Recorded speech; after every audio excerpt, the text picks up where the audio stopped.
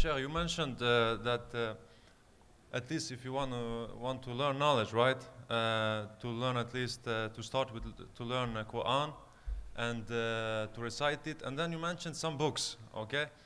And my question is here: is it okay to take those books and start to learn by your own without any knowledge of people around you? Because you know, at least me, sometimes I feel like when I read some hadith, you know, I take it in the wrong way sometimes, you know, and interrupt it in totally wrong way.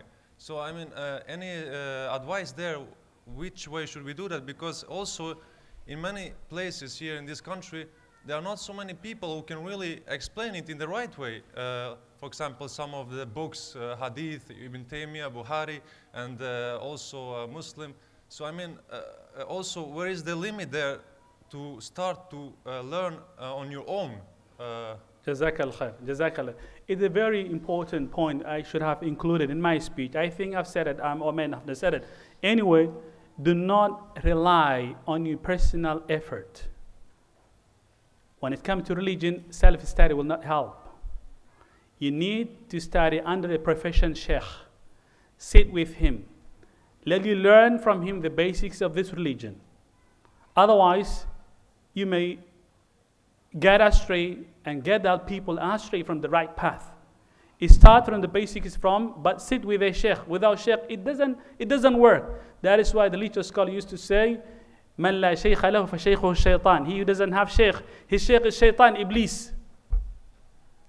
You need to have a sheikh. Without that, it doesn't work at all. That is the reason why we have misconceptions and misinterpretations when it comes to the principles of Islam on the part of some of our brothers and sisters. And that is due to lack of referring to those who are the real shuyukh. And the Prophet ﷺ mentioned that when the religious scholars are not anymore on earth, Allah subhanahu wa ta'ala takes them back. Then people will take their leaders, they will take their leaders, ignorant people.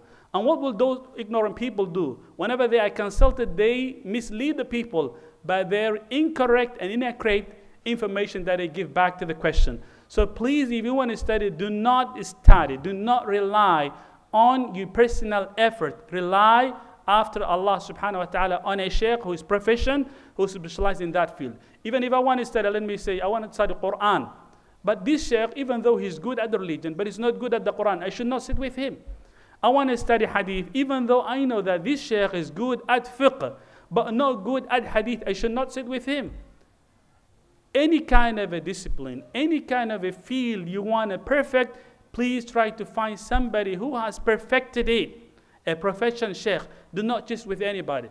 Okay, what could I do? Yes, whenever I take the lesson from that sheikh, from that scholar, then I should make my own self-study by memorizing whatever that I have been taught, focusing on a concise book on every aspect, on every field of the fiqh or something like this. Then I try to do my own way to memorize all the things. But the basic knowledge should only be taken from a scholar, but not from the source of yourself. وإلى هنا بالله التوفيق.